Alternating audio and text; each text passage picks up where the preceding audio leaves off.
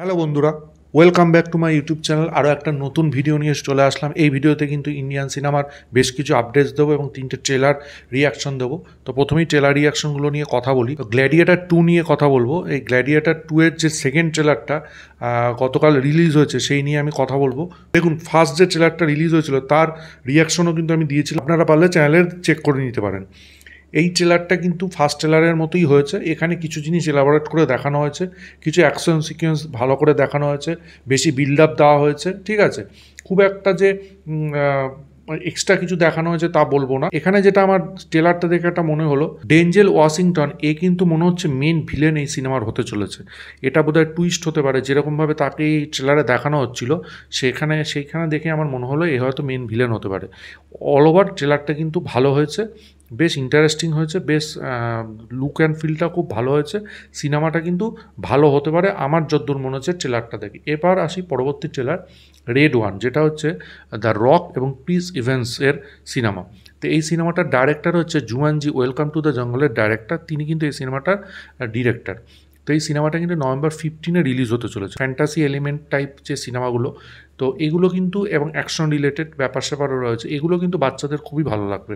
এবং ইনফ্যাক্ট এই সিনেমাগুলো কিন্তু যখনই রিলিজ করবে তখনই কিন্তু হিউজ বক্স অফিস কালেকশন করবে এবং ব্লকবাস্টার হয়ে যাবে, সেটাই স্বাভাবিক। কিন্তু এই সিনেমাগুলো সবার ভালো লাগবে কিনা আমার জানা নেই। তবে এই ট্রেলারটার যে লুক অ্যান্ড ফিল, ট্রেলারটা যেরকমভাবে তৈরি করা হয়েছে, যেরকমভাবে অ্যাকশন সিকোয়েন্স দেখানো হয়েছে, যেরকমভাবে রককে দেখানো হয়েছে, সেই হিসাবে ট্রেলারটা কিন্তু ভালো হয়েছে, বেশ ভালো লেগেছে। এবং সিনেমাটা আমার মনে হয় রক আছে, ক্রিস এভেন্স আছে, তো এই সিনেমাটা যখনই রিলিজ করবে তখনই ব্লকবাস্টার হবে, সেই নিয়ে কোনো সন্দেহ নেই। তা আপনাদের এই দুটো ট্রেলার কেমন লেগেছে অবশ্যই কমেন্ট বক্সে জানাবেন। এবার আসি একটা তামিল ট্রেলার নেই, মেইঝাঙ্গা। অরবিন্দ সাহেব এবং কাইথি আছেন এই সিনেমাটার মধ্যে। সিনেমাটার প্রতি সবচেয়ে ইন্টারেস্টিং যেটা আমার লাগে সেটা হচ্ছে 96-এর ডাইরেক্টর সি প্রেম কুমার কিন্তু এই সিনেমাটারও ডাইরেক্টর। তো 96 সিনেমাটা তো সবার জানা আছে, সবাই দেখেছেন আশা করি। দারুণ একটা সিনেমা। তো বিজয় সেতুপতি এবং তৃষা কৃষ্ণানের, আমারও হেভি লেগেছে সিনেমাটা। তো এই সিনেমার প্রতি এর জন্য আমার একটুখানি কিন্তু উইক পয়েন্ট আছে। আর এখানে কিন্তু প্রোডাকশনে কিন্তু বিখ্যাত সুপারস্টার সূর্যা এবং তার ওয়াইফ জ্যোতিকা রয়েছে। আর এইটা কিন্তু পুরোপুরি তামিলনাড়ু বেসড একটা স্টোরি, বোঝাই যাচ্ছে। সাউথ ল্যাঙ্গুয়েজে কিন্তু এটা ট্রেলারটা রিলিজ হয়েছে, কোনো হিন্দি ডাবিং এখনও অবধি রিলিজ হয়নি। তো যেটুকুনি মনে হচ্ছে, দুই বন্ধু, ঠিক আছে, একটা গ্রামে যাবে, সে তাখানে সময় কাটাবে, তাদের দুঃখের সময়ও সেখানে কাটাবে, সেইটা নিয়েও গল্পটা।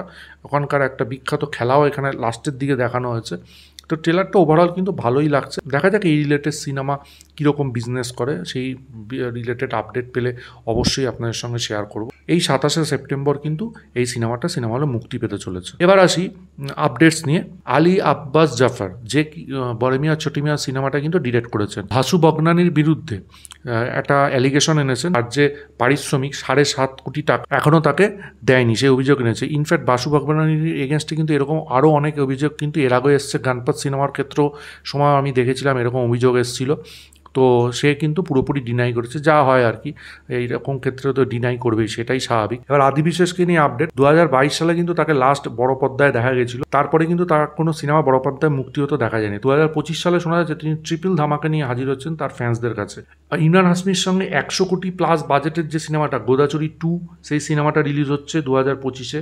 ডাকাত সিনেমাটা রিলিজ হচ্ছে। এছাড়াও নানির হিট 3 সিনেমাটাও তার কামিও থাকবে বলে শোনা যাচ্ছে। কিন্তু তা 2025-এ কিন্তু তার এই 3টে যে সিনেমা হচ্ছে সেগুলো কিন্তু বড় বড় ধামাকাদার সিনেমা। তো দেখা যাক এই রিলেটেড আরও ডিটেলস আপডেট, অফিসিয়াল আপডেট পেলে আপনাদের অবশ্যই শেয়ার করব। অ্যাভেঞ্জার্স ডুমসডে, যেটা নিয়ে ভীষণ একটা বড় ক্রেজ রয়েছে, যখন তারা অফিসিয়ালি অ্যানাউন্স করেছিল যে ডক্টর ডুমের চরিত্রে রবার্ট ডাউনি জুনিয়র অভিনয় করতে চলেছেন, তো সেটা দেখে কিন্তু সবাই পাগল হয়ে গেছিলো। তা সেই রিলেটেড একটা আপডেট আসছে।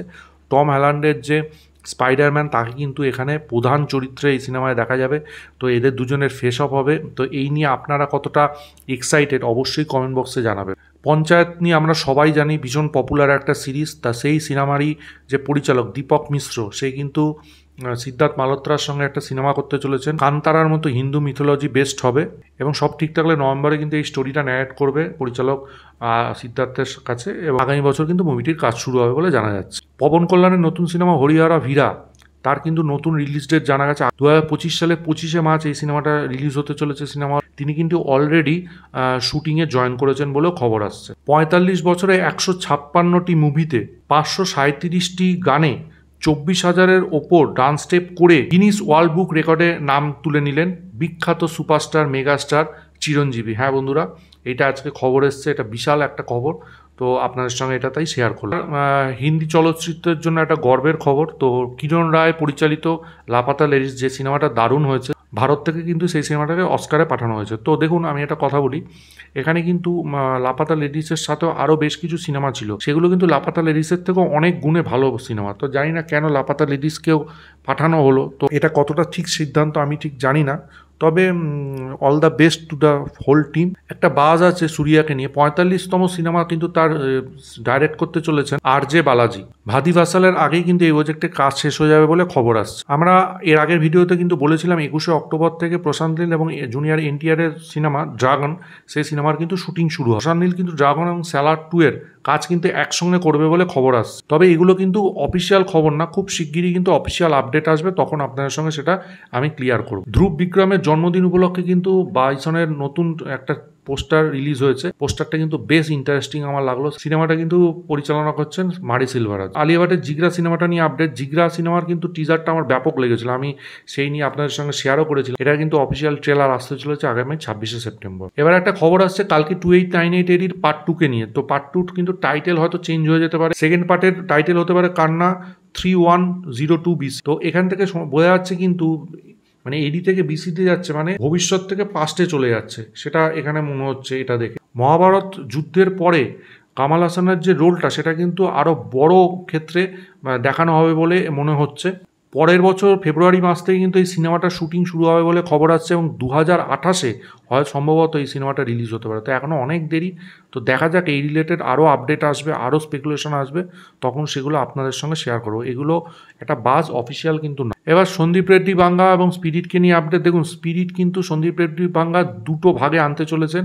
হ্যাঁ বন্ধুরা, দুটো ভাগের কম্বাইন বাজেট হতে চলেছে 500 কোটি টাকা। হ্যাঁ বন্ধুরা, 500 কোটি টাকা দিয়ে তিনি এই সিনেমাটা বানাবেন। তো এই সিনেমাটার হিউজ বাজেট, এবং সে কিন্তু মারাত্মকভাবে বানাবে বলেই মনে হচ্ছে। খুব তাড়াতাড়ি কিন্তু প্রোডাকশন শুরু হবে। আর ফিমেল লিড নিয়ে কিন্তু এখনও মেকার্সরা কিচ্ছু সিদ্ধান্ত নেয়নি। এখনও অবধি যেগুলো ফিমেল লিড নিয়ে খবর আছে সেগুলো কিন্তু পুরোপুরি ফেক। এখনও অফিসিয়াল কিচ্ছু তারা সিদ্ধান্ত নেয়। অফিসিয়াল সিদ্ধান্ত নিলে অবশ্যই তারা জানাবে, তখন আমি এই চ্যানেলে আপনাদের জানিয়ে দেবো। দেখুন, অ্যানিমেলের কিন্তু সিকুয়েল নিয়ে খবর আসছে, অনেকগুলো সিকুয়েল আসতে চলেছে, এবং এই যে ছোট থেকে বড় হওয়াটা যে দেখানো হয়েছে, সেটারই বিভিন্ন এজের যে সময়টা, সেটাই কিন্তু সিকুয়েলগুলোতে সন্দীপ রেড্ডি বাঙ্গা দেখাতে পারেন বলে খবর আসছে। রামচরণ এবং শঙ্করের গেম চেঞ্জার, তার কিন্তু আপডেট আসতে পারে আগামী 25শে সেপ্টেম্বর। 96-এর ডাইরেক্টর প্রেম কুমার জানিয়েছেন, এই যে 96-এর সিকুয়েল আছে, এই সিনেমাটা কিন্তু পুরোপুরি ফ্যামিলি বেসড সিনেমা হবে, ফ্যামিলি ড্রামার ওপরই কিন্তু এটা কিন্তু ফোকাস করা হবে। প্রভাসের ফৌজিকে নিয়ে আপডেট। ফৌজির কিন্তু ফার্স্ট শিডিউলের কাজ শুরু হয়ে গেছে, কড়াইগুড়িতে এই কাজ সিনেমার ফার্স্ট শিডিউলের কাজ হচ্ছে। প্রভাস কিন্তু এই শিডিউলে যোগ দেননি, অন্যান্য অভিনেতা অভিনেত্রীরা কিন্তু এই শিডিউলে শ্যুট করছেন এখন।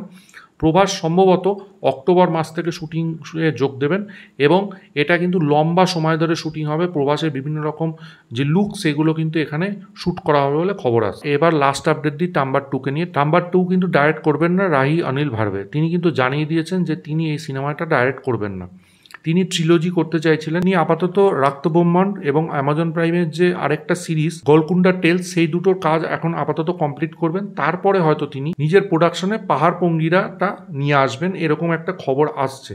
তো এই রিলেটেড ডিটেলস আপডেট এলে অবশ্যই আপনাদের সঙ্গে শেয়ার করব। তবে তিনি টাম্বার 2 ডাইরেক্ট করছে না। তবে টাম্বার যেরমভাবে তার ডাইরেকশনে এই লেভেলের গেছে, এই লেভেলের পপুলারিটি পেয়েছে, জানি না উনি চলে যাওয়ার পরে টাম্বার 2 কে ডাইরেক্ট করবেন এবং সেটা এই লেভেলের পপুলারিটি ছুঁতে পারবে কিনা, তো সেটা তো সময় বলবে। এই ছিল আজকে ওভারঅল আপডেট। আপনাদের ভিডিওটা কেমন লাগলো, এই আপডেটসগুলো নিয়ে কি মন্তব্য, সেগুলো অবশ্যই কমেন্ট বক্সে জানাবেন। ভিডিওটা ভালো লাগলে লাইক করুন, শেয়ার করুন, চ্যানেলটা অবশ্যই সাবস্ক্রাইব করুন, পাশে থাকা বেল আইকনটা ক্লিক করুন পরবর্তী নতুন কোনো আপডেটসের জন্য। ততক্ষণের জন্য গুড বাই বন্ধুরা।